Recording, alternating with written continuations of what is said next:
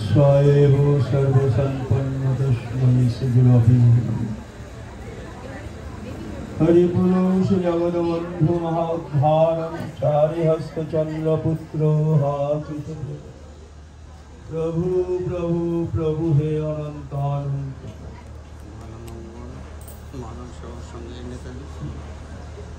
प्रभु प्रभु प्रभु हे अनन्त वन्दे श्रीकृष्ण चैतन्य नित्यानन्दौ सहोदितौ गौरोदय पुष्पवन्तौ चित्रौ छन्दौ अनारपीत चरिंचिरात् कर्णे अवतीर्ण कलौ समारभयदमुन्नतोज्ज्वलशं सभक्तिस्य हरिपुराटः सुन्दरद्दूति कदम्ब सन्धिपिता सदा हृदय कन्दरे स्फुरदवशशिला कृष्ण चैतन्य नित्यानन्द सहोदित गौरोदय पुष्पवन्तौ चित्रौ छन्दौ वन्दे श्रीकृष्ण चैतन्य नित्यानन्द सहोदित कृष्णवाच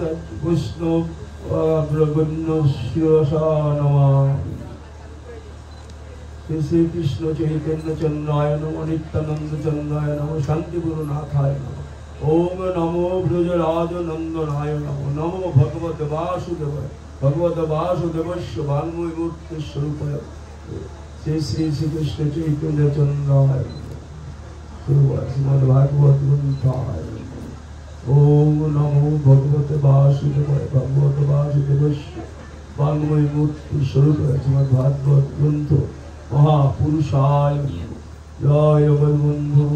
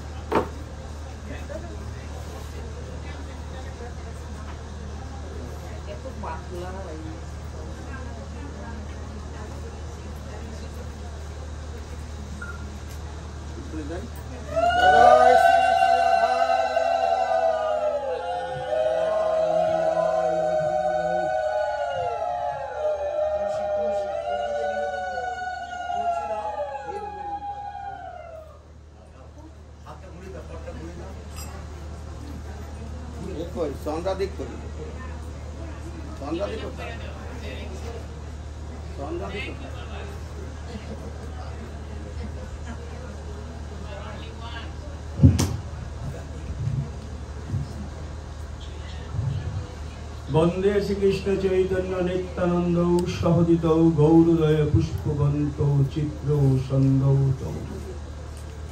এই শ্লোকটি চৈতন্য চৈতামৃত গ্রন্থের মঙ্গলাচরণ। এই শ্লোকটিতে শ্রী চৈতন্য চৈতামৃতকা শ্রীল শ্রীকৃষ্ণদাস কবিরাজ গোস্বামীচর পরিহত জীবের জন্য এক অভিনব সংবাদ পরিবেশন করেছে। অভিনব সংবাদটি হলো বলছেন পুষ্পবন্তৌ সহোদিত। পুষ্পবন্ত শব্দে চন্দ্র এবং সূর্য উভয়কেই বোঝায়, আর সহোদিত শব্দে একই সময় উদিত হয়েছে এরূপ বোঝায়। আর এই কথায় অর্থ দাঁড়ায় একই সময় চন্দ্র সূর্যের উদয় হয়েছে। কিন্তু আমরা জানি একই সময় চন্দ্র সূর্য ওঠে না, দিনের বেলায় সূর্য ওঠে, রাতের বেলায় চন্দ্র ওঠে। তো শ্লোকে বলেছেন সহোদিত। সহোদিত চন্দ্রদের উদয় হলো কেন? চন্দ্রসূর্যের কাজ হলো অন্ধকার দূর করা। চন্দ্র সূর্যের কাজ অন্ধকার দূর করা। অন্ধকার দূর করার জন্য একই সময় চন্দ্র সূর্যের উদয় হয়েছে। আমাদের অন্ধকারে নেমে গেছে সমস্ত জগৎ। সেই অন্ধকার দূর করার জন্য সেই শ্রীকৃষ্ণ চৈতন্য নিত্যানন্দের আবির্ভাব। তারা এসে কি দিলেন? তারা এসে এই ভাগবত দিলেন। এই ভাগবতের মাধ্যমে আমাদের বর্তমান অন্ধকার দূরীভূত হয়ে যাবে। এই ভাগবতকে প্রণাম করে আমরা আজকে আলোচ্য বিষয়ে আমরা প্রবেশ করব। আমরা প্রভুর কাছে প্রার্থনা করি তিনি কৃপা করে যেন আমাদের আজকে ভাগবতী কথা পরিবেশনে জয় জগৎবন্ধু। আমরা আজকে প্রভু জগৎবন্ধু সুন্দর সম্বন্ধে কিছু কথা সাধন করার চেষ্টা করব। মদীয় গুরুপাদ পদ্ম বৈষ্ণব আচার্য ডক্টর মহারাম ব্রহ্মচারীজি কৃপার শক্তি ভরসা করে। ভগবানকে বলা হয় সচ্চিদানন্দ বিগ্রহ। সচ্চিদানন্দ শব্দের ভিতরে তিনটি শব্দ আছে, তিনটি শব্দ মিলে হয় সচ্চিদানন্দ। তিনটি শব্দ কি? সৎ, চিৎ, আনন্দ। এই সৎ, চিৎ, আনন্দ মিলনেই হয় সচ্চিদানন্দ। সতের অর্থ কি? সৎ হইল সত্তা, এই যে দেহটা যে আছে এটা সত্তা। চিৎ হইল, চিতের অর্থ হইল আরণ। সৎ, চিৎ আর আনন্দ তো আমরা জানি। চিত্ত হইল আত্মস্বরূপ উপলব্ধি, হইল চিৎ, চেতনা। আর আনন্দ তো আমরা বুঝি। এই তিনটে মিলে সচ্চিদানন্দ। ভগবান হবেন তার তিনটে কারণ থাকবে। প্রভু জগৎবন্ধু সুন্দরের ভিতরে তিনটি কারণ বর্তমান। সৎ, সত্তাটা। ভগবান যিনি হবেন তা দেখতে সুন্দর হবে। ভগবান শ্রীকৃষ্ণ সুন্দর, গৌর সুন্দর সুন্দর, প্রভু জগৎবন্ধু সুন্দর সুন্দর। প্রভু জগৎবন্ধু এমনই রূপের আকর্ষণ, যারা একবার দর্শন করেছে তারা মুগ্ধ হয়ে গেছে। প্রভু চিত্রপটের দিকে তাকালেও আমরা অনেকভাবে বুঝতে পারি, খুব সুন্দর ছিল। এই জন্য প্রভু জগৎবন্ধু সুন্দর যখনই চলতেন বস্ত্রাবৃত হয়ে চলতেন, পাছে কেউ তার কেউ দর্শন না করতে পারে, বস্ত্রাবৃত হয়ে সবসময় চলতেন। শ্রীকৃষ্ণ খুব সুন্দর ছিলেন। শ্রীকৃষ্ণ কিরকম সুন্দর ছিলেন ঘটনা বলছি। শ্রীকৃষ্ণ স্নান করে ঘরে যাচ্ছে, পাশে মণিময় দেওয়া, সে দেওয়ালে তার প্রতিবিম্ব পড়েছে। তিনি সেটা বুঝতে পারেন। তিনি দেখেন কি দেওয়ালে একটা যুবা পুরুষ দাঁড়িয়ে আছে, খুব সুন্দর। শ্রীকৃষ্ণ নিজে অভিভূত হয়ে গেছে, এত সুন্দর, এত সুন্দর হতে পারে। অনেকক্ষণ তাকিয়ে দেখলেন, সামনাটা দেখলাম তো, একটু পাশটা দেখি। পাশটার দিকে যখন তাকাচ্ছে দেখছে যে প্রতিবিম্বটিও কাত হয়ে পাশ দিক দেখছে। তখন তিনি বুঝলেন এ তো আমারই প্রতিবিম্ব, আমি এত সুন্দর। শাস্ত্রে লিখছে আপনাকে আপনি চাহে করিতে আলিঙ্গন। শ্রীকৃষ্ণ নিজে নিজের ছবিকে আলিঙ্গন করতে, এত সুন্দর ছিল। এর প্রভু জগৎবন্ধু সুন্দর, খুব সুন্দর ছিলেন। যারা প্রভুকে দর্শন করেছেন তারা মুগ্ধ হয়ে গেছে প্রভুকে। এই জন্য প্রভু সবসময় এই যে বস্ত্রাবৃত হয়ে চলতেন। প্রভুর জ্যোতি দেখে অনেকে মুগ্ধ হয়ে গেছে।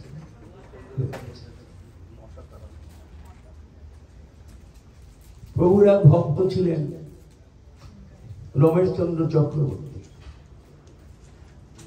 তিনি প্রভুর ব্রহ্মচর্য ব্রতকে জীবনের মূল মন্ত্র হিসেবে গ্রহণ করেছিলেন।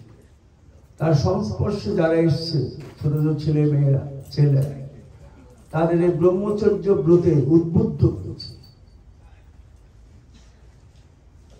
প্রভু জগৎবন্ধু সুন্দর মাঝে মাঝে সেই রমেশচন্দ্রের কাছে যেতেন। রমেশচন্দ্র থাকতেন কলকাতায় বউবাজার কাছে খানসাম লেনে। একদিন প্রভু এরকম হঠাৎ করে গেছেন রমেশচন্দ্রের বাড়িতে।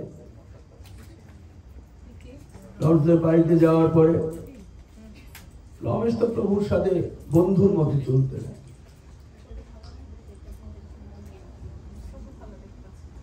বসে আছেন, হঠাৎ করে প্রভু বললেন, রমেশ রমেশ আমার মুখের দিক তাকাতো। বললেন আপনি সেদিন বারণ করেছেন না যে তোরা তোদের দৃষ্টিতে পাপ থাকে, পাপ দৃষ্টি নিয়ে যদি আমার দিক তাকাস আমার খুব কষ্ট হয়, এই জন্য তাকাবো না। না না আজকে টাকা, আজকে টাকা। অনেক বলতে প্রভু তাকালেন, তাকিয়ে দেখেন কি প্রভু কপালে উজ্জ্বল একটু জল জল করছে। প্রভু আপনার কপালে ওটা কি এত উজ্জ্বল জল জল করছে? ও বলছে ওর নাম চন্দ্রভাগ, আকাশ শশী। শিবের কপালে অর্ধ চন্দ্রভাগ, কৃষ্ণের কপালে পূর্ণ চন্দ্রভাগ। এবার দর্শন করেছে। প্রভুর সংস্পর্শে যারা এসেছে তারা প্রভুকে দেখে বিস্মিত হয়েছে। বস্ত্রাবৃত হয়ে চলতেন সবসময়। সব চিত হলো চেতনা, আত্মস্বরূপের উপলব্ধি, সেলফ কনসাসনেস। এটা প্রভু নিজেই জানতেন, তিনি স্বয়ং ভগবান। তার সংস্পর্শে যারা এসেছে তারা বুঝতে পেরেছে যে প্রভু স্বয়ং ভগবান। প্রভু নিজের কথা নিজে প্রকাশ করেছে, প্রভু যে স্বয়ং ভগবান। সেলফ কনসাসনেস দ্বারা এটা হলো চিত, চেতনা। জানতেন বলেই তিনি ভক্তদের উদ্দেশ্যে বলেছেন যে মেটে হাড়িও তো লোকে বাজারে বাজিয়ে কেনে। মেটে হাড়ি মানে মাটির হাড়ি। আগের দিনে গ্রামগঞ্জে বাংলাদেশে মাটির হাড়ি কলসি ব্যবহার হতো। তো মাটির হাড়ি কলসি বাজারে যখন কিনতে যায় না, তাহলে হাড়িটা কিনবে, সেটা ধরে একটু বাজায়, মানে শব্দ করে। ফাটা থাকলে একরকম শব্দ হবে, আর ফাটা না থাকলে একরকম শব্দ হবে। যারা কেনে তারা বুঝতে পারে। সেই জন্য বলছে মেটে হারিও তো লোকে বাজারে বাজিয়ে কেনে, আমাকে বাজাতে ছাড়বি কেন? বাজিয়ে নিবি। উনি বলে দশদের জ্যেষ্ঠ পুত্রের যেসব লক্ষণ ছিল সব আমাতে আছে। অমুকের এসে অমুক বলতে রাধারানী, রাধারাম উচ্চারণ করতে পারতেন না। রাধারাম উচ্চারণ করলে প্রভু ভাবাবিষ্ট হয়ে পড়তেন। অমুকের যেসব লক্ষণ সব আমাদের। রাধারানীর নাম সাধারণত প্রভু করতেন না। কেন করতেন না প্রভু নাম? রাধারানীর নাম করতেন না এই জন্য রাধারানীর সাথে প্রভুর একটা সম্পর্ক আছে। সম্পর্কটা কি? একবার প্রভু খুব ভাবাবিষ্ট হয়ে রাধাকুণ্ড শ্যামকুণ্ডের সঙ্গমস্থলে বসে গভীর রজনীতে রাধা ভাবে বিভাবিত হয়ে জয় রাধে ধর্ম, জয় রাধে কর্ম, জয় রাধে জয় জয় জয় জয় জয় জয় রাধে রাধে, এইরকম খুব রাধা রানীর নাম করতেছে। ঠিক সেই সময় সে গভীর রজনীতে ধীরে ধীরে রাধা রানী যেন নেমে এলেন প্রভুর সামনে। এসে কিচ্ছু করলেন না, শুধু কাঁধে হাতটা দিয়ে কানের কাছে মুখটি নিয়ে রাধা রানী বললেন, বধুয়া নাম বাতাও, বধুয়া নাম বাতাও। এই বলতে বলতে রাধারানী আস্তে আস্তে প্রভুর বক্ষে লীন হয়ে গেল। এরপর থেকে প্রভু রাধারানীকে গুরুমা। একবার রঘুনন্দন গোস্বামী প্রভুর ভক্ত ছিলেন, জিজ্ঞেস করছে, প্রভু আপনার গুরুকে? তা তো বললেন না। সাথে বললেন, তোদের বিশ্ববর্ণ নন্দিনী আমি রাধাকুণ্ড থেকে দীক্ষা দিয়েছি। এটা আত্মস্বরূপ উপলব্ধি। তিনি যে স্বয়ং ভগবান ছিলেন তার অনেক প্রভাব আছে। তিনি এইভাবে বলতেন যে আমি একটি চিহ্নধারী পুরুষ মাত্র।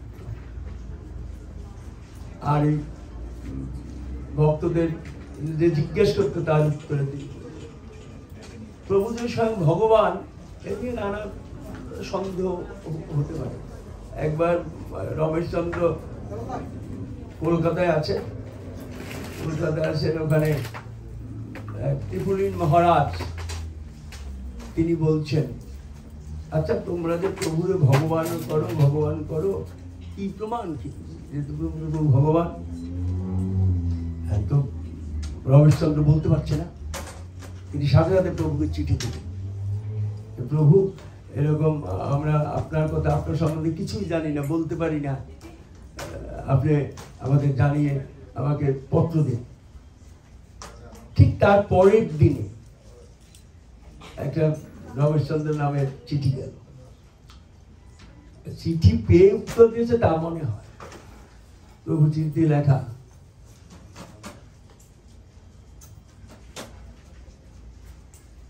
জন্ম মহেন্দ্রক্ষণ, মুর্শিদাবাদ রাজ, প্রভুর পরিচয় প্রভু দিয়েছেন।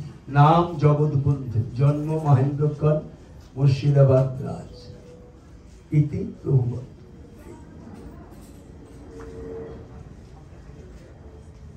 চিঠিটা পেয়ে তখন তিনি ত্রিপুরী মহারাজকে দিলেন। তাই থেকে প্রভুর ভগবত্তার একটা প্রচার প্রসার সে রামচন্দ্র করেছিল। প্রভুর যে ভগবত্তা তিনি প্রকাশ না করলে তা জানা খুব কঠিন। কোন কোন ভক্তের কাছে প্রভু নিজে প্রকাশিত হচ্ছে। ভগবানের কতগুলো লক্ষণ থাকে, প্রত্যেকটি লক্ষণ প্রভু জগৎবন্ধু শুরু করেছে। কি লক্ষণ থাকে? বক্ষে থাকে ভৃগুপদ চিহ্ন। প্রভুর ছিল ভৃগুপদ চিহ্ন। তা প্রভুর ভৃগুপদ চিহ্ন কে দেখেছেন? প্রভুর এক দিদি ছিল, গোলকমণি দেবী। দিদি খুব জগৎকে ভালো, জগৎ প্রভুকে ছোটবেলায় সবাই জগৎ জগৎ করে ডাকত। একবার দিদির বিয়ে হয়ে গেছে পাবনায় প্রসন্ন লাহিড়ীর সাথে। তো মাঝে মাঝে জগৎ দিদির বাড়িতে যেতেন। একবার শীতের সময় গিয়েছেন। গোলকমণি দেবী জগৎকে খুব আদর করতেন। কাছে হাত বুলিয়ে হাতটা ধরে বলছেন, জগৎ তোর হাতটা কিরকম শুকিয়ে গেছে, শীতের দিন একটু তেল না মাখলে কি হয়? তেল মেখে স্নান করতে হয়। চলো দিদি, আমি তো তেল মাখি না। গোলকমণি দেবী, তেল মাখি না বললেই চলে? আজকে আমি তো জোর করে তেল মাখিয়ে স্নান করে দেব। জগৎ বলছে, না না দিদি, আমি তেল মাখি না, তেল মাখি না, আমার হাতটা ছেড়ে দাও, ছেড়ে দাও। হাতটা ছাড়িয়ে নে, হাতখানা ছাড়িয়ে নিতেই গোলকমণি দেবী কি করে, বক্ষে যে একটা চাদর, সভ্যতা বস্ত্রাবৃত হয়ে চলতেন, তো বক্ষের চাদরখানা ধরে টান দিলেন। টান দিলেই বক্ষটা উন্মুক্ত হয়ে গেল। উন্মুক্ত বক্ষে একটা চিহ্ন দেখে গোলকমণি দেবী বাপরে বলে বেড়ে দু হাত পিছনে সরে গেল। আস্তে আস্তে জগৎ কি করলো, ওই চাদরখানা দিদির হাত থেকে নিয়ে বক্ষ পেঁচিয়ে দিলেন। নিয়ে তারপর বলছেন যে দিদি, দিদি একদম থরথর করে কাঁপছে। তাড়াতাড়ি জগৎ দিদির কপালে হাত তুলে হরিবোল হরিবোল বলতেই দিদির সম্বিত ফিরিয়ে দিলেন। সম্বিত ফিরিয়ে এলো, দিদির ভীতিটা চায়নি। বলছে, জগৎ জগৎ তোর বুকে ওটা কিসের চিহ্ন দেখলাম?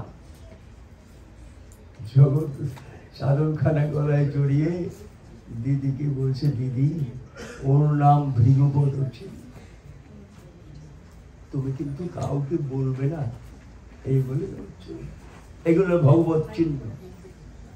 বক্ষে থাকে ধ্বজবদ্রাঙ্কুশ চিহ্ন, চরণে থাকে ধ্বজবদ্রাঙ্কুশ চিহ্ন, বক্ষে থাকে, বক্ষে দর্শন করলেন সেই ভৃগুপদ চিহ্ন, আর কপালে থাকে চন্দ্রবাল, সেটা আমরা পূর্বেই বলছি, আর চরণে থাকে ধ্বজবদ্রাঙ্কুশ চিহ্ন, এটা ভগবত চিহ্ন। চরণে যে ধ্বজবদ্রাঙ্কুশ চিহ্ন থাকে, সেটা প্রভু নিজেই এক ভক্তকে বলেছেন, দেখিয়েছে, না বলেছেন। সেটাকে প্রভুর এক ভক্ত ছিল বকুলাল বিশ্বাস। বকুলাল বিশ্বাসকে প্রভু ধ্বজবদ্রাঙ্কুশ চিহ্ন দেখেছে। বকুলাল বিশ্বাস বলেছেন শ্রীপাদ মহেন্দ্রজিকে, আর মহেন্দ্রজি দেখিয়েছেন আমার গুরু মহারাজজিকে এই ভগবান ধ্বজবদ্রাঙ্কুশ চিহ্ন। আমার গুরুদেবের জন্ম, আপনার যারা গুরুদেব সম্বন্ধে জানেন, বরিশালের খৈরসাগোটা গ্রামে জন্ম। ছোটবেলার থেকেই ঈশ্বর অনুরাগ ছিল। পড়াশোনা করছেন, পড়াশোনার ভাগে ভাগে যখন যেখানে কীর্তন হতো সেই কীর্তনে চলে যেত, মাঝে মাঝে কোথাও গিয়ে বসে থাকতে একটা ভাবাবিষ্ট ভাব ছিল।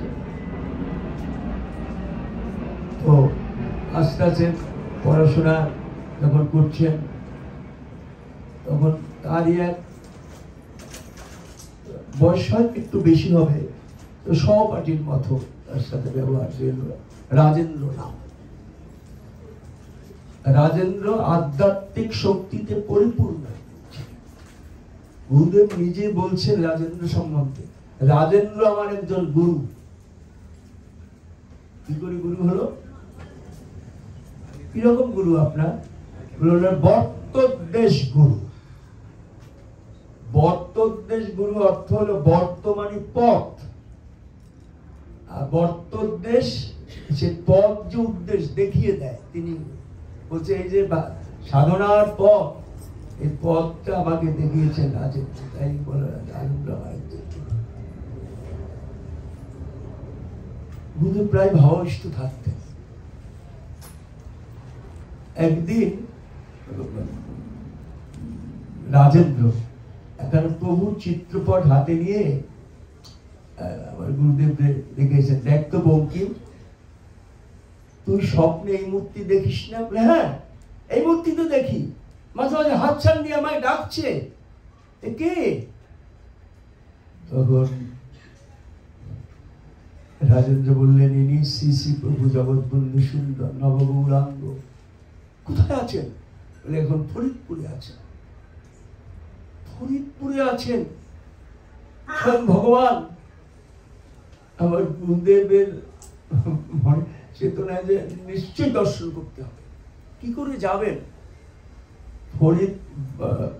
আমার গুরুদেবের জন্মস্থান তো বরিশাল। বরিশাল থেকে ফরিদপুরের দূরত্ব মানে 80 মাইল, অর্থাৎ 100 কিলোমিটারের বেশি। কোনো যানবাহন নেই যাওয়ার। কি করে যাবে?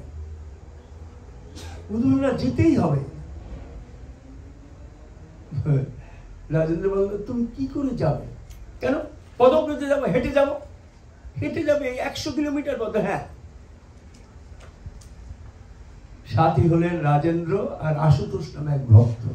এই তিনজনে মিলে এই 80 মাইল পথ হেঁটে ফরিদপুরে চলে এলো। দেখেন কি আরতি,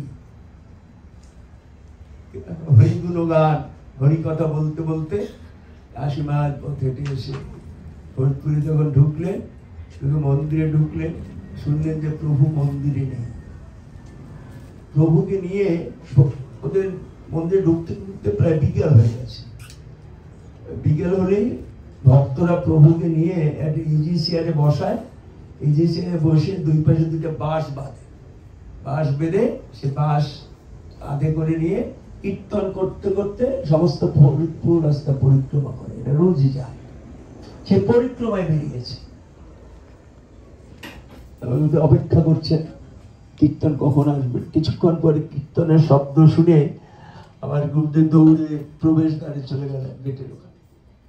দেখবেন দূরে কাঁধের উপরে প্রভু বসা, তো দূর থেকে দেখা যাচ্ছে একটা জ্যোতির্ময় পুরুষ ধীরে ধীরে এগিয়ে আসছে। আস্তে আস্তে আস্তে আস্তে আসছে। কাছে আসলে কাছ থেকে দেখলেন। এরকম 2-3 দিন যাওয়ার পরে আমার গুরুদেবের অন্তরে একটা লালসা জাগলো। কি লালসা জাগলো? যে প্রভুর একটু কাছে যাবেন, প্রভুকে একটু স্পর্শ করবেন। কি করে যাবে? সব ভক্ত বেষ্টিত থাকে প্রভু সবসময়। যখন ওই ইজি চেয়ার থেকে নামিয়ে মন্দিরে ঢুকাবে, ওই ফাঁকে আমি মন্দিরে ঢুকে যাবো, তাহলে তার সান্নিধ্য পাবো। চেষ্টাও করেছিলেন। আশুতোষ নামে এক ভক্ত এসে, সে তাকে রাজ্যেশ্বর নামে এক ভক্ত এসে একদম তাকে মন্দির থেকে বের করে দিলেন। বা একটা ছেলে মন্দিরে ঢুকবে, এই যে বের করে দিলেন, এই যে বেদনায় সেখানেই তিনি সংজ্ঞার হয়ে শুরু করলেন। আর সংজ্ঞা একদম অজ্ঞান হয়ে গেল। যখন জ্ঞান ফিরল, তখন কি দেখলেন? তিনি দেখলেন একটা ঘরের ভিতরে, ঘর বা মন্দির হবে, ঘরের ভিতরে তিনি বসে আছেন। পাশে শ্রীপাদ মহেন্দ্রজি দণ্ডায়মান, আর সামনে একটা সাদা ধবধবে, যেটাকে আমার বন্ধুরা দুগ্ধ ফেরনিব সজ্জায় প্রভু জগৎবন্ধু সুন্দর সাহিত্য শুয়ে আছেন। শ্রীপাদ মহেন্দ্রজি আমার গুরুদেবরে বলছেন, দেখ দেখ বঙ্কিম, তোর সামনে সর্বস্বদন স্বয়ং ভগবান, নিয়ে দর্শন করে জীবনটা বিকিয়ে দেব চরণে। গুরুদেব মুগ্ধ চিত্তে প্রভু দর্শন করছেন। হঠাৎ শ্রীপাদ একটা বাটিতে চন্দন, তুলসী, ফুল এগুলা দিয়ে নিয়ে ওই রাঙা পায়ে চন্দন মাখিয়ে এই সচন্দন তুলসী পুষ্প নিবেদন করে জীবনটা বিতিয়ে দে। গুরুদেব মন্ত্রমুগ্ধের মতো সে চন্দন নিয়ে প্রভুর কোমল চরণে চন্দন লেপন করলেন, করে সচন্দন তুলসী পুষ্প নিবেদন করলেন। করে ভাবলেন কি, প্রভু এমন ভাবে শুয়েছিলেন, একটা চরণ বাইরে আর একটা চরণ কাপড় দিয়ে ঢাকা। কাপড়টা ঢেকে তুলে তো কিছু করতে পারবেন না, আর একটা চরণ পূজা করতে পারবো না। এই মনে মনে ভাবতেই প্রভু একটু কাত হয়ে শুয়ে আরেকটা চরণ বের করে দিলেন। এই দুটি চরণে সচন্দন তুলসী পুষ্প নিবেদন করলেন, নিবেদন করে জীবনকে ধন্য। সে সময় রাজেন্দ্র ছিল একটু বাইরে। রাজেন্দ্র ভিতরে এসে বললেন, বঙ্কিম, গুরু মন্ত্র মনে আছে? বলে হ্যাঁ, গুরু প্রণাম মন্ত্র। অখণ্ড মণ্ডলাকারং ব্যক্তং যেনং চরাচরং তৎপদং দর্শিতাং তস্मै শ্রী গুরবে নমঃ। বলে এই দেখো, গুরু ভগবানের চরণ যিনি দর্শন করিয়ে দেন তিনি গুরু। এই শ্রীপাদ মহেন্দ্রজি হলো তোমার আসল গুরু। এইভাবে দর্শন করেছেন। ভগবান যে হবে তার লক্ষণগুলো, বক্ষে ভৃগুবধ চিহ্ন থাকবে, কপালে চন্দ্রহাল থাকবে, আর চরণে থাকে ধ্বজবজ্রম চিহ্ন। সাক্ষাৎ দ্রষ্টা আমার শ্রী গুরু মহারাজ। এলো সৎ চিতের আলোচনা, চেতনা, আত্মসফল সেলফ কনসাসনেসটা এটা প্রভুর ছিল। প্রভু স্বয়ং ভগবান তিনি নিজে জানতেন, তিনি বলতেন। এবারে আনন্দ শব্দটা অর্থ। আনন্দ বলতে আমরা তো বুঝি আনন্দটা কি। আনন্দ যেটা যে কি ওটা আমরা সবাই জানি।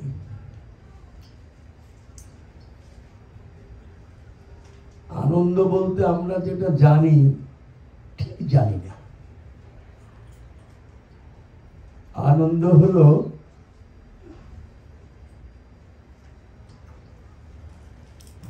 আমরা অনেক সময় একটা ভালো খাবার বলে আনন্দ সুন্দর আনন্দ হয়েছে। আনন্দ একটা আলাদা বস্তু। আনন্দটা কোনো দুঃখ থাকবে না। দুঃখ কম থাকলে আনন্দ হয় না। দুঃখের কোনো কিছুই থাকবে না। যেমন একটা পরিপূর্ণ একটা সরোবর, আনন্দটা এমন সেখানে শূন্যতা থাকবে না, সমস্ত পরিপূর্ণ থাকবে। আপনি একটা পরিপূর্ণ একটা পুকুর জলে ভরা, তার থেকে আপনি এক কলসি জল তুলে নিলেন, নিলেন তো আপনি কি দেখলেন? ওই এক কলসি জল তুলে নেওয়ার পরে যে সামান্যতম শূন্যতার সৃষ্টি হয়েছে জলাশয়ে, দেখলেন কি? জলাশয় পরিপূর্ণতার এসে ওই শূন্যতা ঢেকে দিলে। আনন্দ এমন একটা বস্তু, তো দুঃখের কোনো কিছু থাকবে না। আনন্দ, ভগবান আনন্দ ঘন পুরুষ, তার ভিতরে কোনো দুঃখ আনন্দ নিরানন্দ বলতে কিচ্ছু নেই। এখানে সর্বদা আনন্দে পরিপূর্ণ। আনন্দটা এখানে হলো নিরানন্দ শূন্য। যেখানে নিরানন্দ আছে সেখানে কোনো আনন্দ হতে পারে, নিরানন্দ শূন্য হতে পারে, তবেই আনন্দ। এই আনন্দের ধারাটি গিয়ে পড়ে যেখানে জীবের দুঃখ দুর্দশা থাকে, সে দুঃখ দুর্দশা দূর করে আনন্দময় করে তোলা। যে নিয়ে আনন্দ আছে তাকে আনন্দ কি করে করবে? যাদের জীবনে দুঃখ দুর্দশা আছে তাদের সেই দুঃখ দুর্দশা গিয়ে আনন্দময় করে তোলা। এই প্রভু জগৎবন্ধু সুন্দর লীলার এটা একটা বিশেষ দিক। প্রভু নিজে যেমন আনন্দ ঘন পুরুষ, তেমনি সকলকে আনন্দময় করে তোলার একটা সর্বদা প্রচেষ্টা কাজ করত। তার জন্য ফরিদপুর উপকণ্ঠে প্রায় 6-7 হাজার বুনো বাগদি বাস করত। এরা সমাজে ছিল অচ্যুত।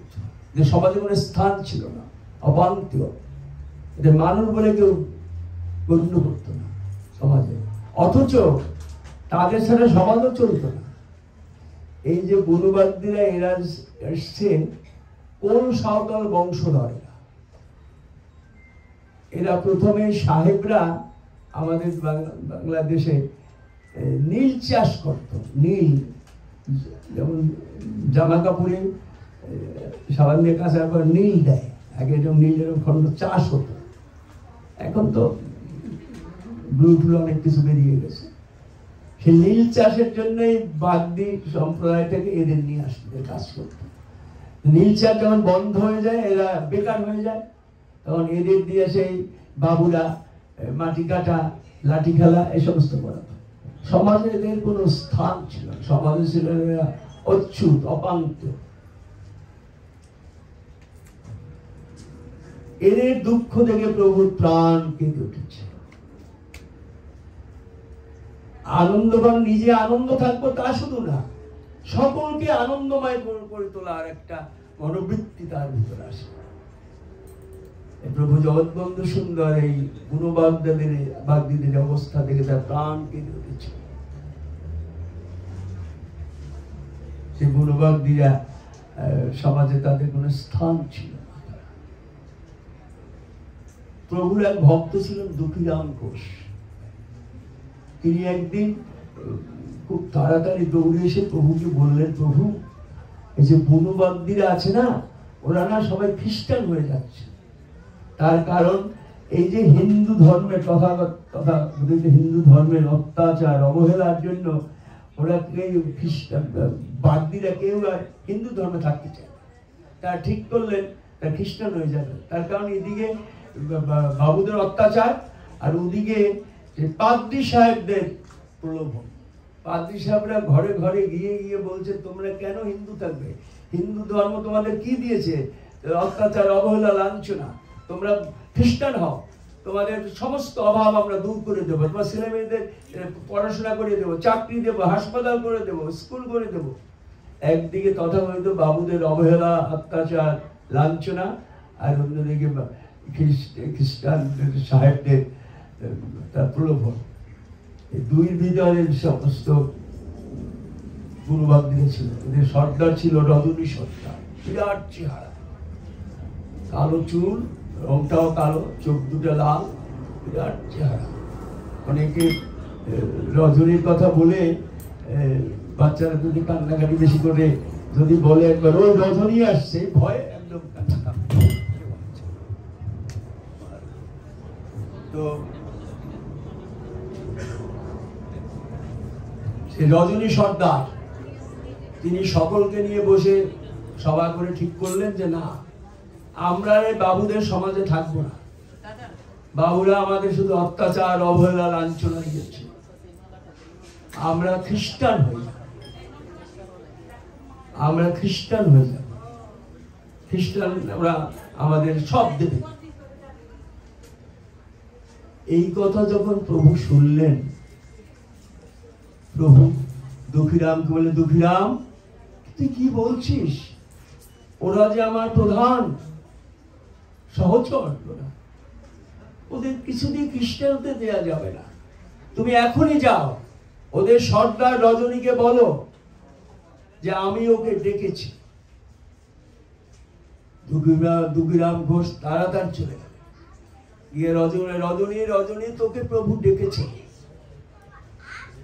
রজনী অনেক আগেই প্রভুর দর্শন পেয়েছে। প্রভু যে কৃপা করেন না, তার আগে তার ব্যবস্থাটা করে রাখে। কিছুদিন আগে প্রভু এই ফরিদপুরে 14 মাদলে একটা নগর কীর্তন করেছে। 14 মাদলে মানে 60টা দল, 60টা দলে দুটো করে মাদল থাকবে। 60টা দলে 60 রকম কীর্তন প্রভু নিজে রচনা করে দিয়েছে, আর গায়কও প্রভু ঠিক করে দিয়েছে। সকলকে বলছে তোমরা এই কীর্তন নিয়ে 7 দল সমস্ত ফরিদপুরের রাস্তা পরিক্রমা করে আসার সময় বনপাড়ার ভিতর দিয়ে আসবে, ওদের যে কীর্তন শোনাতে হবে। বলেই হেসে হেসে বললেন, আমি সব দলেই থাকবো, সেই কীর্তন যখন বুনোপাড়ার ভিতর দিয়ে আসেন, তখন রজনী প্রভুকে দর্শন করেছিলেন। দর্শন করি তার মনের ভিতর একটা চেতনা, কি এত সুন্দর দেখতে। শুনেছিলাম যে আমাদের দুঃখে স্বয়ং নিমাই ঠাকুর এসেছিলেন। এই যে সেই নিমাই ঠাকুর। আজ যখন দুঃখীরাম ঘোষ রজনীকে বলছেন, রজনী তোকে যে প্রভু ডেকেছেন, প্রভু আমায় ডেকেছেন, কি বলছো দুঃখী বাবু, আমাদের প্রভু ডাকতে পারেন? দুঃখীরাম ঘোষ বলছে, ওই রজনী তুই জানিস না প্রভুকে, প্রভু যে তোদের কত ভালোবাসেন। কি বলছো দুঃখী বাবু, প্রভু আমাদের ভালোবাসেন? সত্যি বলছো ভালোবাসেন? হ্যাঁ। শরীর সবাইকে দেখে রজনী বলছেন, শোনো, আমরা আর কেউ খ্রিস্টান হব না, প্রভু আমাদের ডেকেছেন, প্রভু আমায় ডেকেছেন। এই বলতে বলতে রজনী দুঃখীরামের সাথে সাথে চলে এলেন, প্রভু আমায় ডেকেছেন, প্রভু আমায় ডেকেছেন। প্রভুর কাছে যখন এসছেন, দূরে দাঁড়িয়ে আছে, ভাবছেন প্রভুর কাছে যাব, তাকে স্পর্শ করতে পারবো। প্রভু সে সুযোগ দিলেন না। প্রভু দৌড়ে গিয়ে রজনীকে বুকে তুলে নিয়ে বলে, রজনী, রজনী, তোরা কেন খ্রিস্টান হবি রে? তোরা যে আমার অত্যন্ত প্রিয়জন, কেন খ্রিস্টান হব? রজনী প্রভুর স্পর্শে কান্নায় ভেঙে বলল, প্রভু, প্রভু, আমরা তো মানুষ নই, আমরা পশু জানোয়ার। প্রভু রজনীর তুমি বলছেন, ওরে মানুষ কি কখনো পশু হয়? মানুষ সে তো ওদের জন। তোরা আজ থেকে আর বুড়ানোস, তোরা আজ থেকে তোদের পদবী হবে মহন্ত, বুঝলি? তোরা আজ থেকে তোদের মহন্ত, দলের নাম হবে মহন্ত সম্প্রদায়। এই বলে রজনীকে বললেন, রজনী তুমি আজকে কীর্তন করবে, মৃদঙ্গ বাজাবে। রজনী, প্রভু আমি কি করে কীর্তন করব, কি করে মৃদঙ্গ বাজাবো তো জানি না। প্রভু তার হাতখানি ধরে স্পর্শ করে দিলেন। তার দলের দ্বারা আসছে জবরে, যাকে তিনি হাত ধরে দেখিয়ে দিয়েছেন সে খুনি হয়ে গেছে, যাকে স্পর্শ করেছেন তিনি কীর্তনী হয়ে গেছে। আজ তার মহন্ত সম্প্রদায় বাংলাদেশ, ভারতে কত ছোট ছোট বাচ্চারা খোলটা নাগাল পায় না, কিন্তু ঠিক তার মতো মাথায় অপূর্ব। তোমাদের আজ থেকে নাম হয়ে গেল মহন্ত সম্প্রদায় বলে বলছেন, রজনী তুমি তোমাকে চেনো, তুমি জানো তুমি কে? রজনী বলছে, প্রভু আমার আবার কি পরিচয়, আমি কি করে জানবো? তোমার পরিচয় আজ থেকে তোমার নাম মহন্ত হরিদাস। আজ থেকে তোমার পরিচয় হবে হরিদাস মহন্ত, আর তোমার দলের নাম হবে মহন্ত সম্প্রদায়।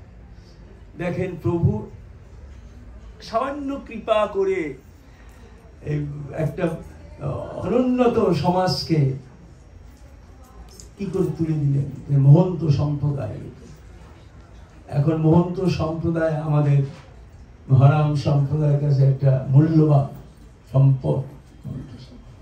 এইভাবে সমাজের বাঁধ ভেঙে গেছে, সমাজের যে বাঁধ সেটি প্রভু স্বয়ং ভেঙেছে। বলছেন মানুষের ভিতর দুটো ভাগ, একটা মহাজাতি একটা অপজাতি। যারা হরিভক্ত তারা হলো মহাজাতি, আর যারা হরিভক্ত নয় তারা অপজাতি। নিজে বলছেন আমি সমাজের বাঁধ ভেঙে দেব, বাঁধ ভেঙে দিন। প্রভুর কৃপা কত যে নিম্নে চলে গেছে। এই যে বুনবাগি উদ্ধার করলেন, শুধু তাই না, প্রভুরা ভক্ত ছিলেন অতুল চম্পটি নাম, উচ্চ শিক্ষিত, প্রভুর খুব ভক্ত ছিলেন। প্রভু তাকে কলকাতা পাঠাচ্ছে, আর এ বলছে অতুল তুমি গিয়ে কলকাতায় হরিনাম বিলাবে। সকালে হাওড়ায় যে গঙ্গা আছে জগন্নাথ ঘাটে স্নান করবে, স্নান করে হরিনাম নিয়ে একদম কালীঘাট পর্যন্ত চলে যাবে। যারা চেনেন তারা অনেক দূরত্ব, কয়েক কিলোমিটার। আবার ওখানে গঙ্গায় ডুব দিয়ে আবার এই জগন্নাথ ঘাটে আসে। দিনের বেঁচে তো এই নাম নিয়ে বেরোচ্ছে। নাম যখন করতেছেন, নাম করতে করতে তিনি একটা ধ্বনি দিতেন, খুব যে হরি হরি বল বলে ধ্বনি দিতেন। এই জন্য তাকে অনেকে হরিবোলা ঠাকুর বলেই জানে। একদিন প্রভু অতুলকে ডেকে বলে, অতুল তুই তো সব ভালো জায়গায় হরিনাম বিলাস। এই যে মোহন কলকাতার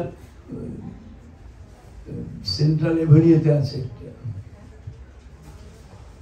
মন্তপাড়া, তার পাশেই একটা সোনাগাছি লেন আছে। সোনাগাছি লেনে মানে পতিতারা থাকে। প্রভু ডেকে বললেন, অতুল সব জায়গায় তো হরিনাম করে যাস, পাশে যে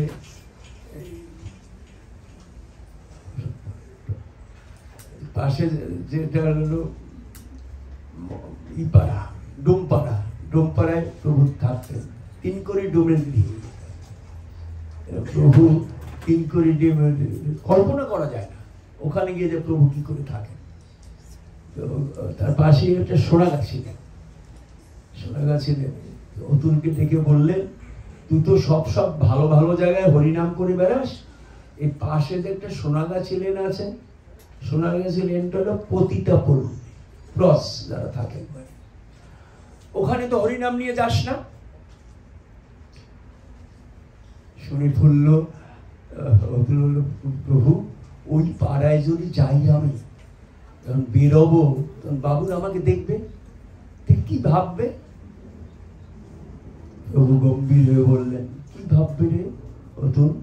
তুই কি মনে করিস ওই পাড়ায় যে মায়েরা থাকে তারা সবাই নষ্টা চরিত্রে না? তা নয়, সমাজের নিষ্পেষণে অনেকের ওদের স্থান হয়েছে, ওদের পতিতা বলে। তুই যাবি, দেখবি হরিনাম নিয়ে যখন তুই যাবি, তোর পিছনে কত লোক, কত মেয়ে মায়েরা হরিনাম শুনতে শুনতে চলবে, আর হরিনাম শুনি ওদের মঙ্গল হবে। এই কথার পর অতুল চম্পটি ওই সোনাগাছি লেনে হরিনাম দিয়ে যেতে, হরিনাম শুনে অনেক ওখানকার মহিলারা ভক্ত হয়ে গেছে। ওখানে থাকতেন যাদুমণি বাইজি, তিনি ছিলেন সৌভাগ্যদের রাধাকান্ত দেব বাহাদুরের পুত্র হল মনেন্দ্র দেব বাহাদুর, তার রক্ষিতা কেপ্ট ছিল। কিন্তু অতুল চম্পটি যখনই ওখানে হরিনাম নিয়ে যেতেন, যে হরিনাম শোনার জন্য ঘরে যদি লোকজন থাকতেন সরিয়ে দিয়ে অতুল চম্পটিকে হরিবোলা ঠাকুরকে ডেকে নিয়ে কীর্তন করতেন, তার সাথে ঘরের মধ্যে কীর্তন করতে করতে যাদুমণি বাই বলে ভক্ত হয়ে গেছে প্রভুর। একদিন হরিবোলা ঠাকুরকে বলে কি যে, হরিবোলা ঠাকুর আপনি তো, আপনার কীর্তন শুনে আমার মন প্রাণ ভরে গেছে, আমার বাবুটিকে আপনি একটু ভক্ত করে দিতে পারেন না? হ্যাঁ পারি। কি করে? তোর বাবুকে বল রাজি করে আমার সাথে শ্রীঅঙ্গনে যাবে, ফরিদপুর শ্রীঅঙ্গনে গিয়ে একবার প্রভুকে তোর বাবু দর্শন করতে পারলে তোর বাবু সব মনোবৃত্তি পাল্টে যাবে। যাদুমণি ভাই তার বাবুটিকে ডেকে বলল, তুমি একবার যাও না, ফরিদপুরে যাও, প্রভুকে দর্শন করে আসো। দর্শন করতে তোমার আপত্তি কি? অনেক করে বুঝিয়ে রাজি করে। রাজি করার পর তখন অতুল চম্পটি সাথে হরিবোলা ঠাকুরের সাথে চলে গেল ফরিদপুরে গিয়ে দেব বাহাদুরকে বসে প্রভুর কাছে গেলেন। প্রভু সৌবাজারের জমিদার রাধাকান্ত দেব বাহাদুরের পুত্র অরিন্দ্রদেব বাহাদুর এসছেন আপনাকে দর্শন করতে।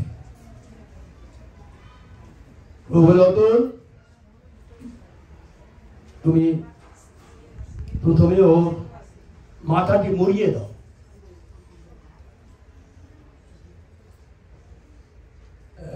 খোকারকে ডেকে মাথাটি মুড়িয়ে দাও। এই কথা শুনেই অতুল চম্পটি ভাবছে, জমিদারের ছেলে, কি সুন্দর চুল, কোকড়ানো চুল, বাবরি আলাদা চুল, কি সুন্দর দেখতে। প্রভু বলছেন মাথা মুন্ডন করে দিতে হবে। প্রভুর আদেশ তো আর অমান্য করা যাবে না। বসে আছে, কি করবে? দেরি দেখে মহেন্দ্রদেব বাহাদুর ডেকে বলছেন, কি হরিবোলা ঠাকুর, প্রভু আমায় কখন দর্শন দেবেন? বলে, কি বলি আপনাকে, কত লোক নিয়ে এসছে, তারা দর্শন পেয়ে ধন্য হয়েছে, এমনটি তো হয়নি। বলুন না প্রভু কি বলছেন? প্রভু বলছে আপনার মাথাটি মুন্ডন করে দিতে হবে। প্রভু বলেছেন? বলে, হ্যাঁ ঠিক আছে, করে দিন। এই মাথাটি মুন্ডন করা হলো। মুন্ডন করার পর এবার মনে করছে প্রভু অতুল চম্পের এবার তো প্রভু নিশ্চয়ই দর্শন দেবেন। প্রভুর কাছে যেতেই প্রভু বললেন, অতুল, মহেন্দ্র দেব বাহাদুরকে নিয়ে এখনই তুমি কলকাতা চলে যাও। ট্রেনে যাবে, 3য় শ্রেণীতে যাবে, পথে তোমাদের ভিতর বাক্যালাপ বন্ধ। অতুল চম্পের কি নিদারুণ বার্তা! বড় লোকের জমিদারের ছেলে ট্রেনের 3য় শ্রেণীতে করতে যাবেও না, আর 3য় শ্রেণীতে যেতে হবে। দর্শন করতে এসে মাথাটা মুন্ডন করলো, দর্শন হলো না। কি যে অতুল চম্পটি, আর ভাষা নেই। প্রভু কথার উপর তো কথা বলা যায় না। যখন ফিরে এসছেন, মহেন্দ্রদেব বাহাদুর বলছেন, হরিবোলা ঠাকুর, প্রভু আমায় এখন দর্শন দেবেন তো? অতুল চম্পটি বলছেন, কি বলবো আপনাকে, বলুন। কত ভক্ত নিয়ে এসছি, সবাই দর্শন করে কৃতকৃতার্থ হয়েছে, এমনটি তো কখনো হয়নি। বলুন না প্রভু কি বলছেন? প্রভু বলছেন আপনাকে আমাদের এখনই কলকাতা চলে যেতে হবে, ট্রেনে যেতে হবে, 3য় শ্রেণীতে যেতে হবে, পথে বাক্যালাপ বন্ধ। মহেন্দ্রদেব বাহাদুর বললেন, প্রভু এই কথা বলছেন? বলে, হ্যাঁ ঠিক আছে, প্রভু যা বলছেন তাই করুন। চলে এলো ট্রেনে করে, শিয়ালদা নামলেন। নেমে এবার অতুল চম্পটি, মুখে তো ভাষা নেই, কি বলবেন। এত আশা করে নিয়ে গেছেন, দর্শন করাবেন, সে দর্শন তো হলো না, মাথা মুন্ডন করে দিল। তবে সৌজন্যমূলক একটু সাক্ষাৎ করতে হয়। যখন অতুল চম্পটি মহেন্দ্রদেব বাহাদুরের কাছে গেলেন, মহেন্দ্রদেব বাহাদুর বলছেন, হরিবোলা ঠাকুর,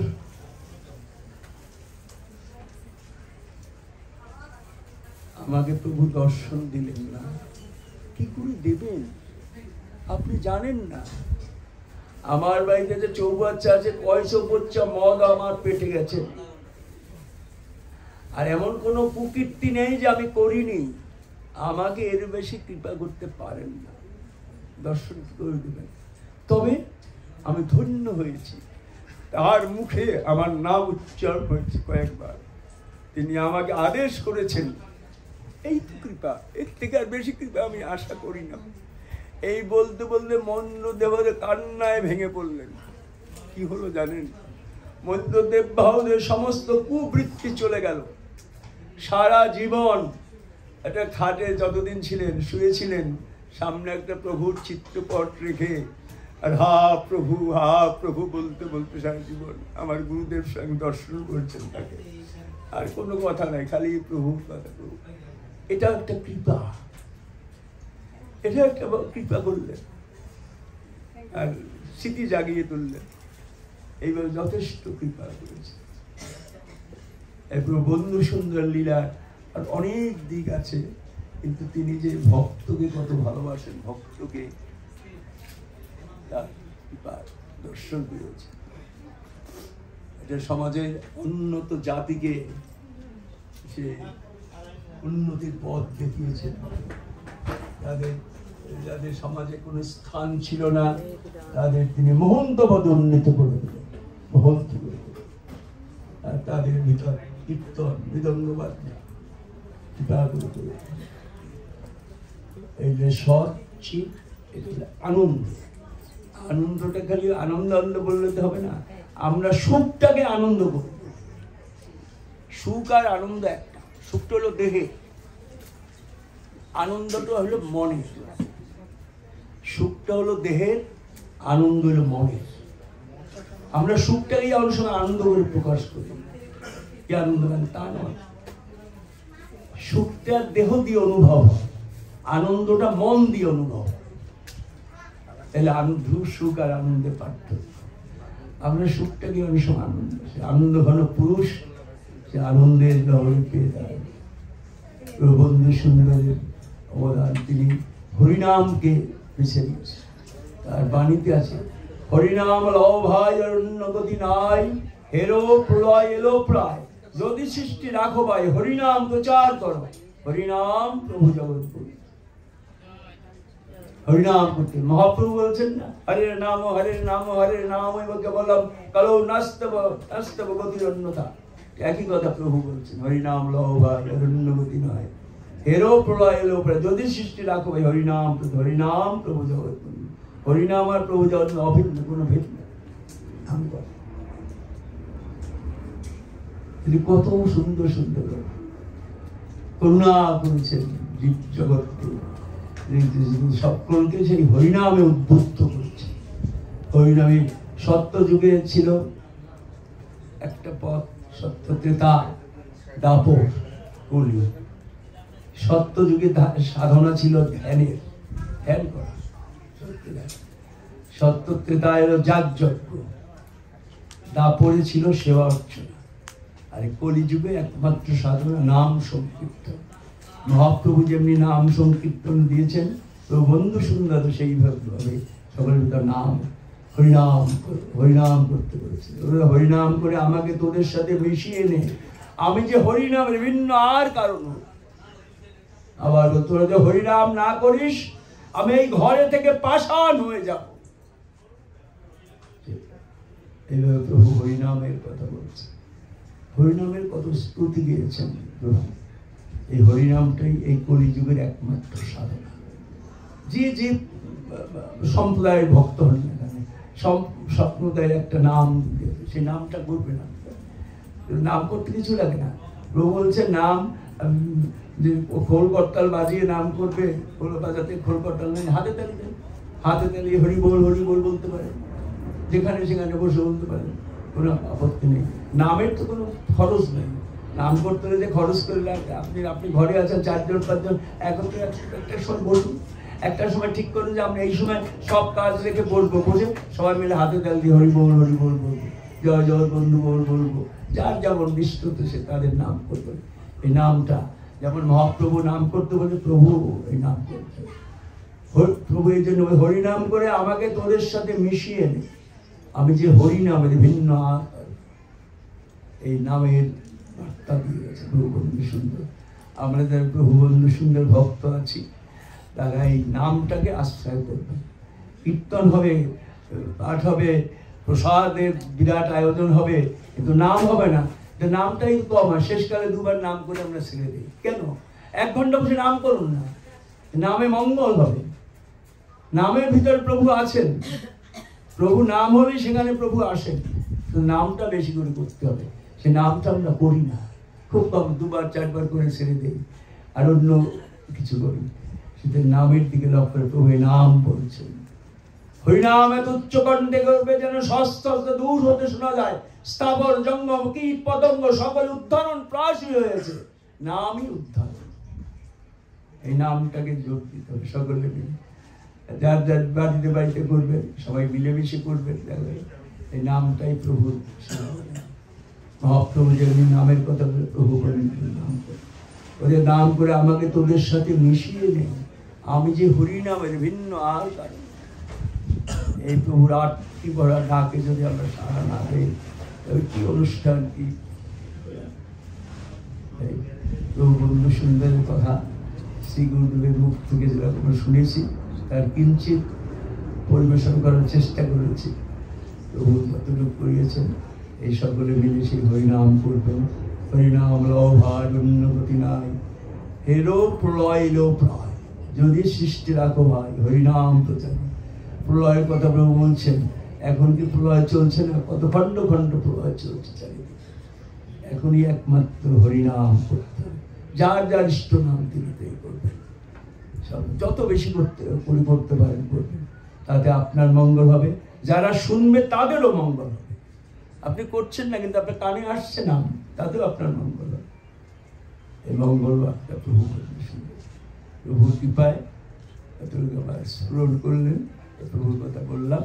এই প্রভুর ভক্ত যারা আছে তারা সবসময় নামের প্রতি লক্ষ্য রাখবেন, এই প্রার্থনা করি। আজকে এখানে বিশ্রাম। রাধা কৃষ্ণ প্রেমানন্দে